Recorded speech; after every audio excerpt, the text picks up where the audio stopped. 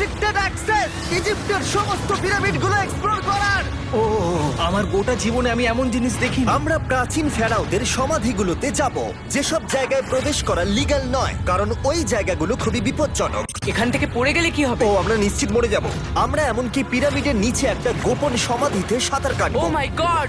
আর এগুলো এক্সপ্লোর করার জন্য আমরা মাত্র 100 ঘন্টা পেয়েছি, আর আমরা সেটা শুরু করছি এখন থেকে। সবাই আমার সাথে চলো, বেশ মজার হবে কিন্তু। এটা কিন্তু দারুণ। কেউ একজন 4500 বছর আগে পাথরটা এখানে রেখেছিল। একদম, এই পিরামিডটা প্রায় 4500 বছরেরও বেশি পুরনো। আমরা যে পথ দিয়ে যাচ্ছি সেটা মিশরবিদদের মতে রাজা খুফুর সমাধির দিকে নিয়ে যায়, সেই ফেরাও যিনি সম্ভবত পিরামিড তৈরি করতে বলেছিলেন। ওয়াও!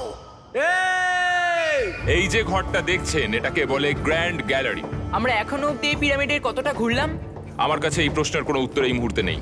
ও উত্তরটা খুবই ভালোভাবে দিল আমাকে। এর পরের ঘরটা হলো রাজার শেষ বিশ্রাম কক্ষ। হ্যাঁ, আমাদের তো তাই মনে হয়। তাহলে চলো যাওয়া যাক। ও ও ও ভাই, এটা আমি কি দেখছি? এটা তো অসাধারণ। 4600 বছর আগে এই ঘরে হয়তো রাজার মমিকৃত দেহ রাখা হয়েছিল। এখানেই তাহলে ফেরাওকে সমাধিস্থ করা হয়েছিল। হ্যাঁ, আমরা মনে করি এখানেই ওনাকে সমাধিস্থ করা হয়েছিল। মনে করো, শিওর নয়। আমার মনে হয় এই পিরামিডের ভেতরেই আরো একটা চেম্বার আছে যেটা আমরা এখনো খুঁজে পাইনি। সেখানেই হয়তো রাজার বডি রাখা আছে। আমরা এই ভিডিওতে সেটা খোঁজার চেষ্টা করব, কারণ এর পরে আমরা লিটারালি এই পিরামিডের কয়েকশো ফুট নিচে যাব, আর এমনকি পৃথিবীর বৃহত্তম প্রাচীন পিরামিডের সবথেকে উঁচু স্থানে যাব। এটা দারুণ! আমরা অন্য বিশাল পিরামিডগুলো ঘুরে দেখার আগে আমাদের বেস ক্যাম্পটা দেখাই চলো। হ্যাঁ, এটা দারুণ। এখানে আছে ডিনার টেবিল, ঘুমানোর জন্য টেন্ট, আর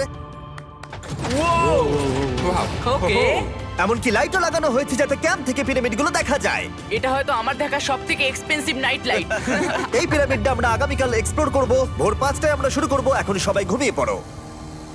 এই পিরামিডগুলো প্রাচীনকালে তৈরি হলেও প্রযুক্তির দিক থেকে এতটাই উন্নত ছিল যে কেউ কেউ এগুলোকে প্রাক মিশরীয় সভ্যতার দান বলে মনে করে, আবার কেউ কেউ এগুলোর পিছনে এলিয়েনের অদ্ভুত তথ্যও বলে। কিন্তু মিশরবিদরা নিশ্চিত যে এগুলো প্রথম মিশরীয়রা তাদের রাজাদের সমাধি হিসেবে তৈরি করেছিল। আর এই ভিডিওর শেষে আমরা খুঁজে বার করব কোন তত্ত্বটা হলো সঠিক। ঠিক আছে, তাহলে তোমরা রেডি আমাদের লিস্টের পরের পিরামিডটা এক্সপ্লোর করার জন্য?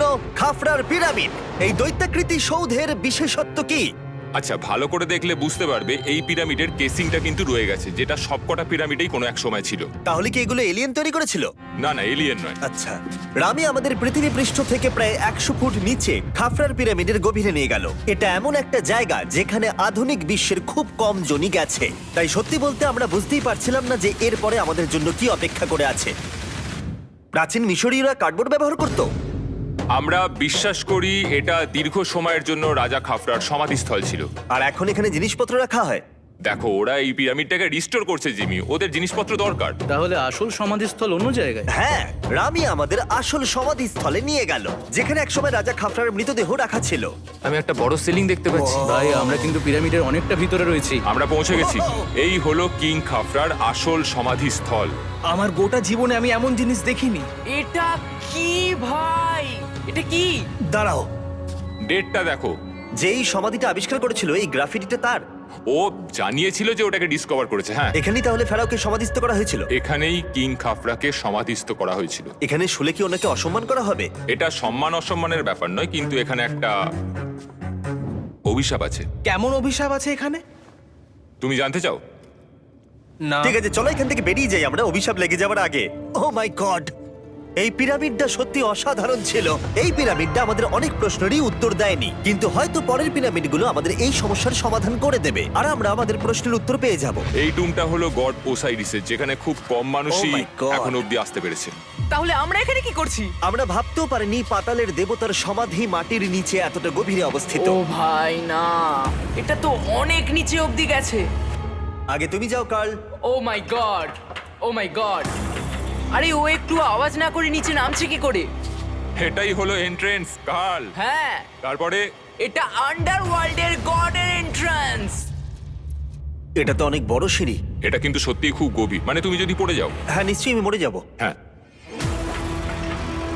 এটা কিন্তু সত্যি খুব ভয়ঙ্কর। আমার নিচে নামতে একদমই ইচ্ছা করছে না। আর যদি তোমাদের এটাতেও ভয় না লাগে তাহলে বলি এরপরে আমরা এটার মুখোমুখি হলাম। 3000 বছরের পুরনো হার্ট, মানুষের হাড়। ও মাই গড! আমি এটা কেন ধরে আছি? আচ্ছা, এটা কি খুলি? এটা একটা খুলি। হ্যাঁ, ও মাই গড! এটা এতটাই নিচে যে আমরা আর গভীরে গেলে আমরা সবাই মারাও যেতে পারি অক্সিজেনের অভাবে। একদম ঠিক। চ্যান্ডলার এখন এগিয়ে যাচ্ছে ওসাইরিসের সমাধিস্থলের দিকে। ঠিক আছে, যাওয়া যাক। ঠিক আছে, আমি কিন্তু এখন জলে। ও